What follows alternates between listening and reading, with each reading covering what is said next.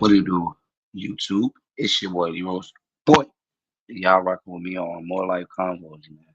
Sitting down, breaking I just be trying to get the truth and everything. And right here, as you can see, we got Cat Williams. You know, he a wise guy. He a wise guy. But I just got things to say. You feel me? Shit. It's tailored to that. And yeah, So you shoot mostly palms. twice, like, so yeah, I have an entirely different shooting form. But it's why even once I tore the two rotator cuffs, I can still get my shot off, because it might be ugly, but the consistency of it is what you can't deal with. That's what I told. Do y'all get that? And I'm getting all the rebounds. You're not gonna beat me to a rebound. Like, I'm gonna get 2 shots for every 1 shot of you anyway. Like, That's it. Hey, the jump shot is one thing, but I think y'all ran 94 feet just racing just now. No, it's nothing. Like, you dusted the lethal shooter in this one. Like, we get to that part. I've never seen this. We weren't really racing. Look, I'm doing these without dribbling. Did you notice? I'm not even dribbling at the foul line. Nah, this is so I slow up and let him catch right there, but then I show him the jet. No, this is easy work. It's impossible. Yeah, you can't beat him. It don't matter. You smoke Chris. No.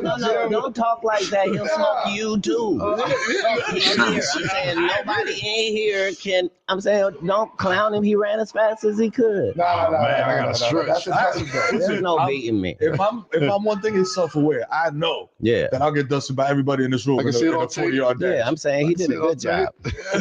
But more importantly than that, he's a helpful guy. Yeah, big time. You know what I mean? And so I couldn't allow him to change my shot. So he worked within. He helped me see things that I never would have seen. I played basketball my whole life. I never once in my life thought, did I catch this ball with the seams the right way? I didn't even know the ball had seams. You're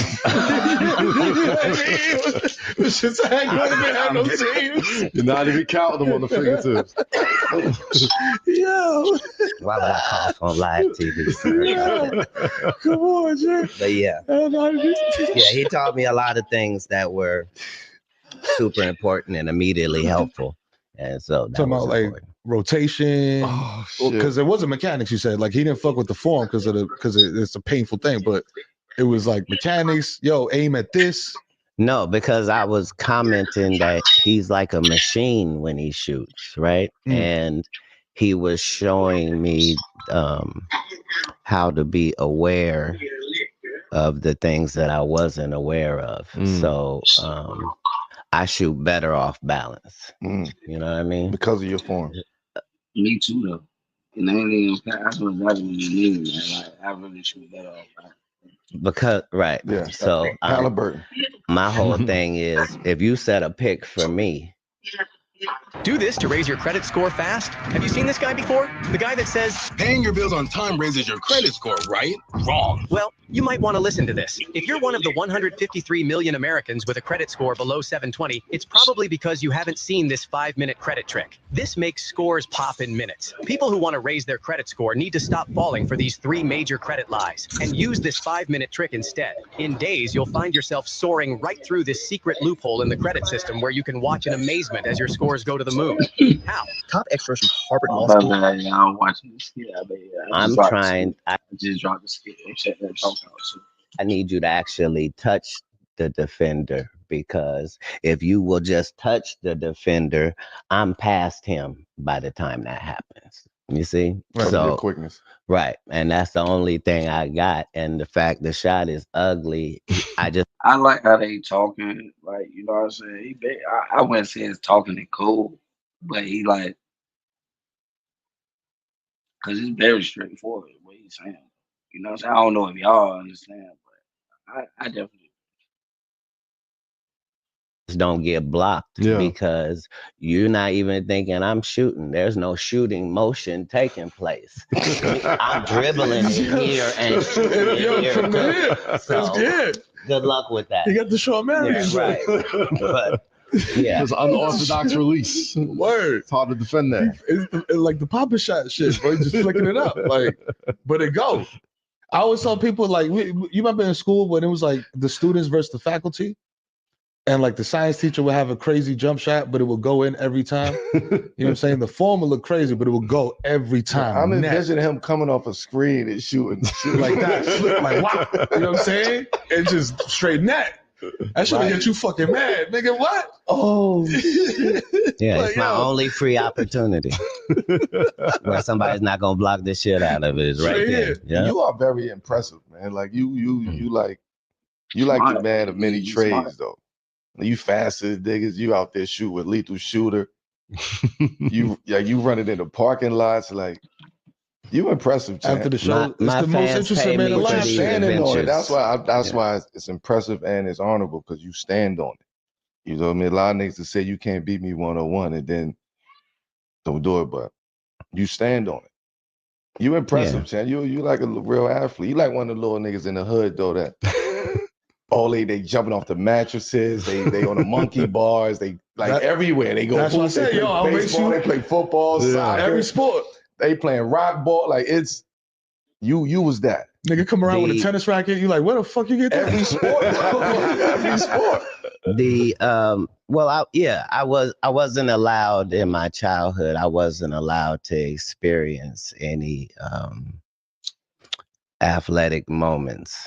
So, I had 6 or 7 coaches come to our house and my parents wouldn't allow anything. So I learned from reading so many books that why your parents not allow you to play sports though? I mean, not alone if they knew that, if they had this going, if they knew that. I don't know. I can't say because they was old as hell when you first started, right? the preservation of your inner child is responsible for dictating how long you live. Because there are certain things that your childlike self would like and expects and would like to see and would be excited about. You still maintaining that and being able to foster that as you increase in years is just super helpful. And you understand that the more books you read, that, that's the preservation of life. Who gives a fuck what age you are, that's why health is wealth. You see, it's the ability for you to smile and go out in the sun and enjoy the things that are free. You got to have enough money to do the free stuff. You see? And so all of that is tied to your childlike self, the things that matter to you. Then you have to constantly feed that and give that the freedom to try something and not do well at it, and then figure out, why didn't I do well at that? Well, I could quit, but I could also try to get better. How could I possibly get better? What would make this a better situation? Right.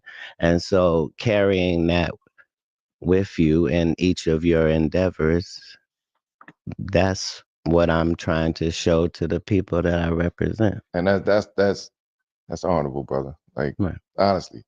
That's respectful. Let's keep it on that note though. Let's keep it in that tone. Like we have something here that we call like the 7 p.m. moment. As a player, 7 p.m. usually the time it was for me to lock in, getting ready for a game, getting ready for a moment right before the ball go up.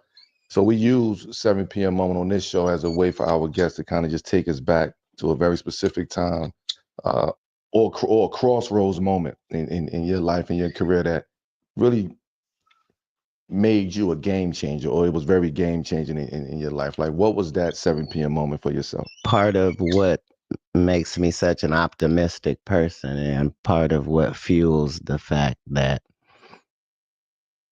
I appear unbreakable is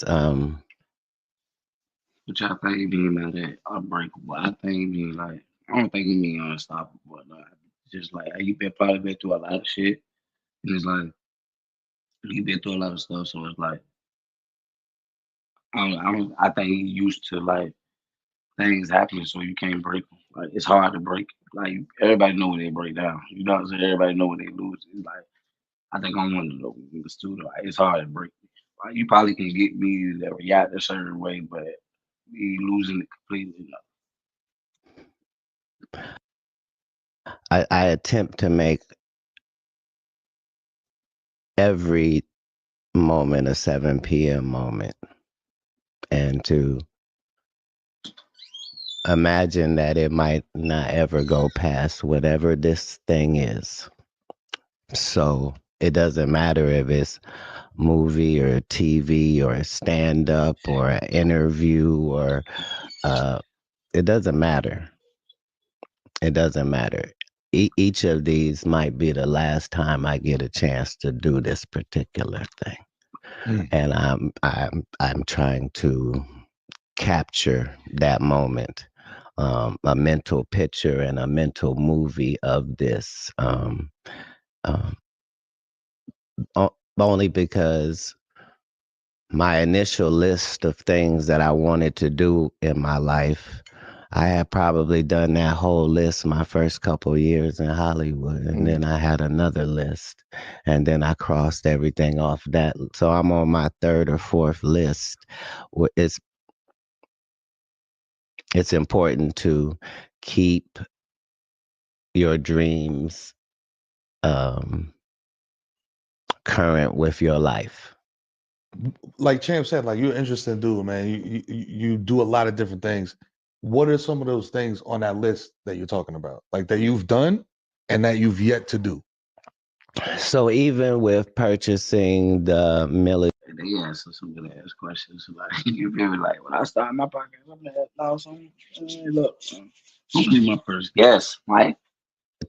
base for the movie studio and the 60 million that we have going to work out there at Fort McClellan in Anniston, Alabama. This is a guy doing a movie studio who's in the movie business, you see? So I'm not just complaining about situations, because you can't just do that. You got to be able to give income and jobs and support. You got to be able to, if you're really in the league like that. And so it was important for me to get a place where we can just do great movies, and there is no casting couch and no demonic rituals you gotta follow, and you don't have to bring baby oil. Like, hey, look, you see how real you keep it up? Like, you know what I'm saying? And that, like, it's funny, but it's true. Like, you know what I'm saying? Like, I don't think that he had to go to that route. I think he got introduced to that kind of stuff. You know what I'm saying? Probably was a part of something, but he probably changed. I don't know, but he really be opening his mouth about it. Like, you know what I'm saying? Hey. And nothing that might compromise you, and there's nobody judging you. It's just a place that makes really great movies, and you can come there and do that. And so Kemet Movie Works is that. And so the fact that it is so beautiful and important is important to me. By the same token, when I was growing up, I was a speed reader, and then in our class, we were able to take speed reading, and I was top of the class. So I understand that when I tell people like I done read thousands of books, they're like, sure you have, but they don't think you owned thousands of books. Like, I owned thousands of books. Like, I'm not having a conversation because, because all of these things are important. Like, because of the quality of the things I was reading, like, I'm getting something from each of these. Um, like I'm learning something from 20,000 Leagues Under the Sea. You see what I'm saying? Like, I'm having a whole experience. I'm seeing how people operate under duress. Like, I'm reading Winston Churchill's biography. I don't know who he is, but I'm finna explore his life. You feel what I'm saying? And so all that's why it's I try to have all 7 p.m. moments as much as possible because we know that life ain't promised. We know how lucky we are that we woke up every morning, thanks to God. But a lot of times we get so busy, we don't act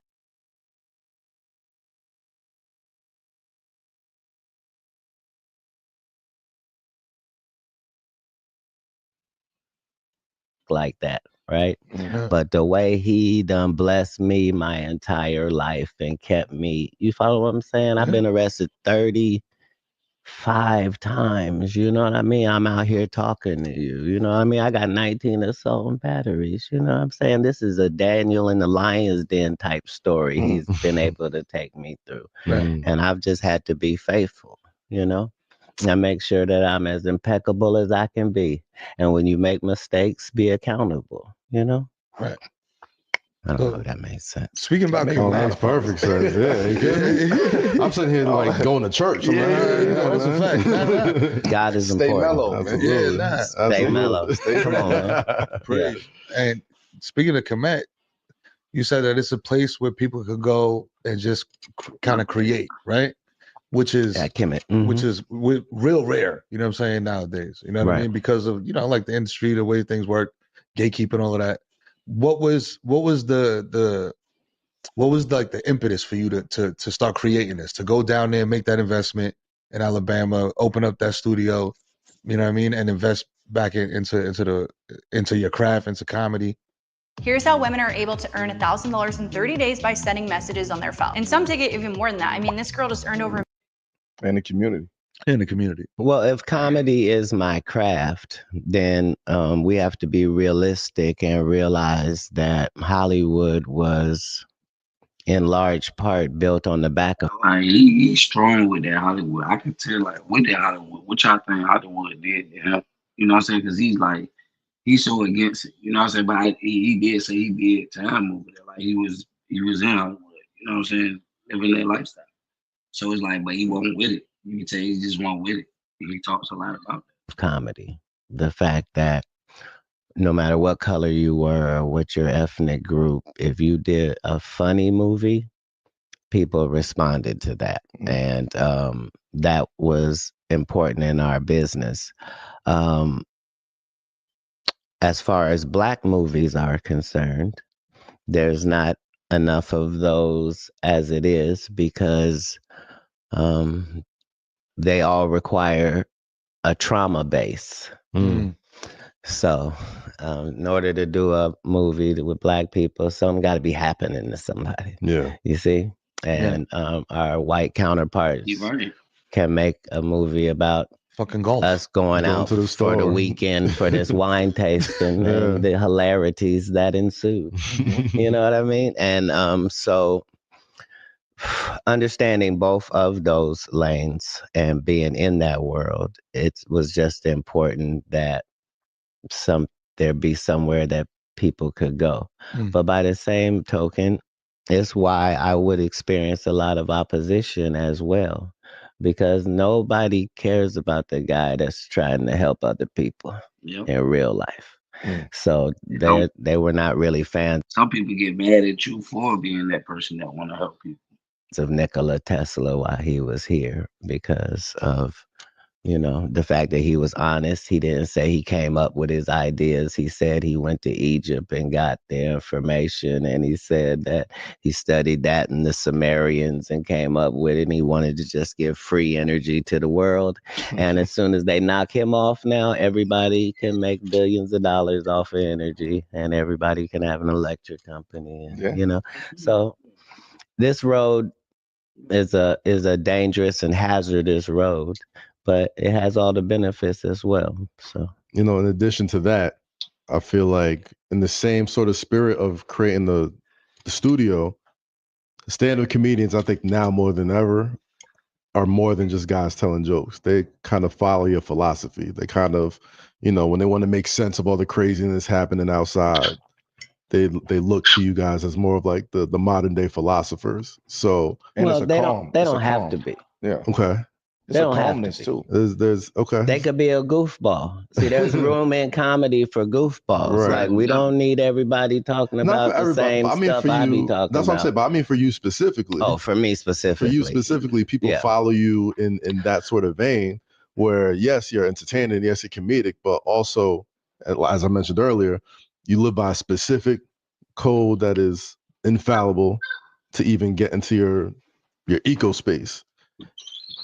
How much more important is it, that part of it, as far as like people following you and your philosophies just on life, in addition to just being an incredible comedian on top of all that, and the businesses that you've run on top of all that? How do you kind of find that balance? There's no need for balance. That is well balanced. You see, I'm a public official, so everything I do is for the public's perusement. So my job is to do the best that I can, to try as hard as I can to figure out what are the things that I could do that would add and uplift this, and then doing it. And so as a facilitator, as a vessel, my job is easy. Like I can stay committed because I'm only representing authenticity, and I am showing that as well. So it's not very difficult to walk the walk and talk the talk. When you do interviews, I feel like you typically, like, you don't hold back. Like, you speak truth to power every time. You know what I'm saying? And sometimes, you know what I mean, like, it goes a little bit out there, viral, whatever you want to call it. I've beaten people up, and I've been beat up. If you've ever been in both of those positions, then you understand. Like, Of course, hey, look, he too cool. Though. Yeah, I never. You know what I'm saying? Like, the blessing with me is I never have a bad intention. It's always for a reason. Yeah. Like, regardless. And if the truth is involved, then I'm not even allowed to be worried. What would I be worried about? It's those that traffic in falsehoods that got to worry about me, because I'll say something. You see? Right. Right. So you don't be scared of your own dog. Okay. Speaking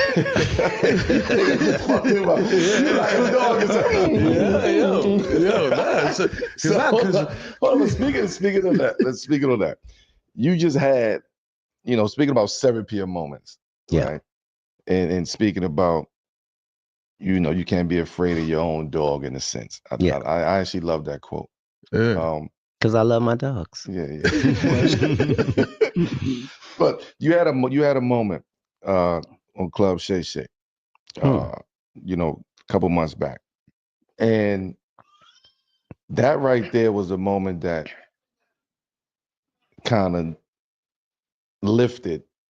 shot a shooting star for Shannon, right? And just that ecosystem, the conversations, and you were very candid, but you were very peaceful. Yeah, but he got nigga was talking a lot though. Like, you know what I'm saying? I think that interview did well, very well. It was crazy though. You feel?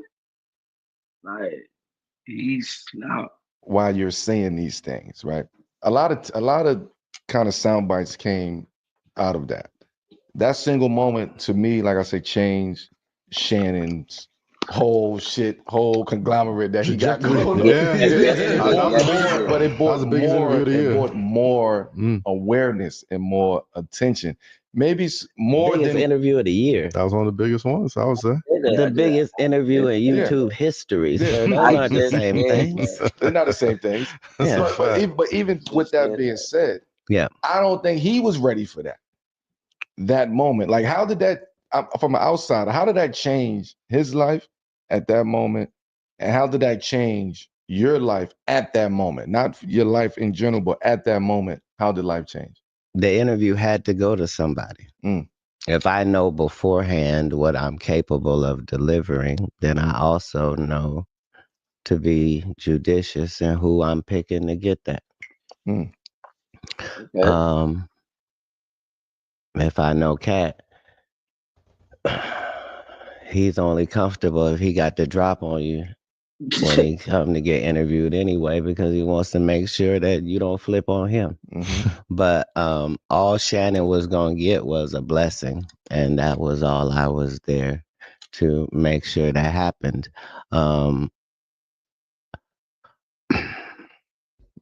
You ain't got to drop on anybody here, do you? Let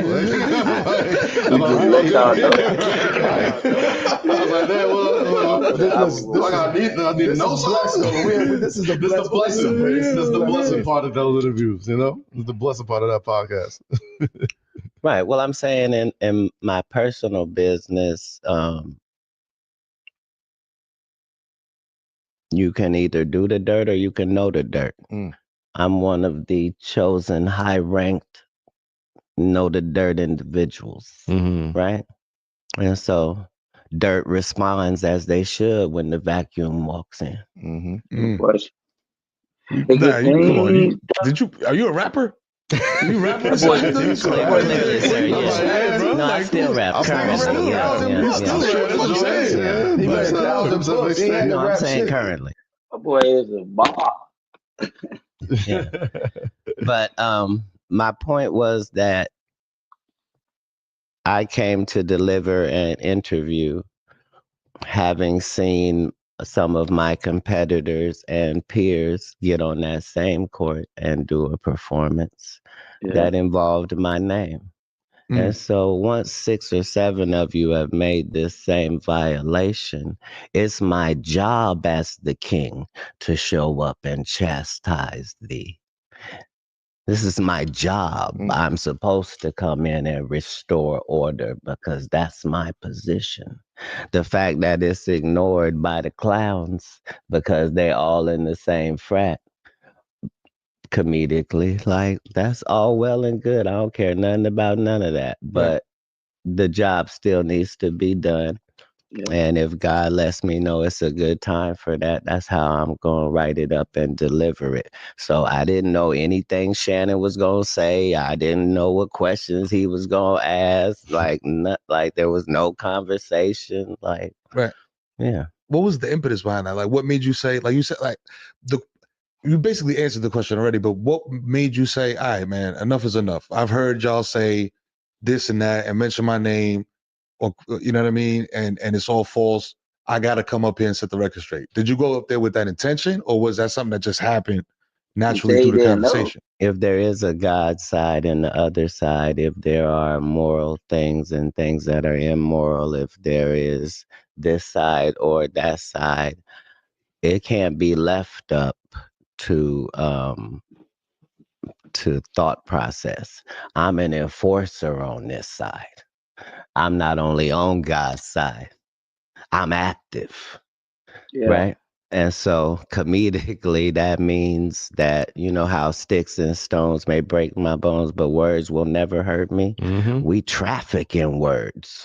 I can get up with these words and end your legacy. We've seen it. I don't care how long. Right. Because if it's built on sand, it just is. Yeah.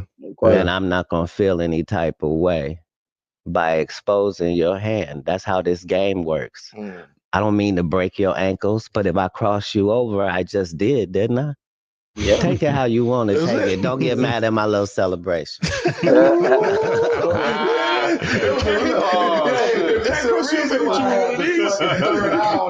you think that's Diddy he's talking about, y'all? Do y'all think that's Diddy that he's talking about, man? Let me know, man.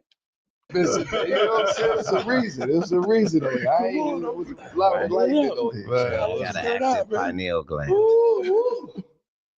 That eye's powerful. Let me tell you something, man. Like, the fallout from that interview, it almost felt like prophecy for a lot of people. Like, it was my first time hearing those things. And I didn't do no Googles or wasn't really in social media or keeping up on any of that stuff.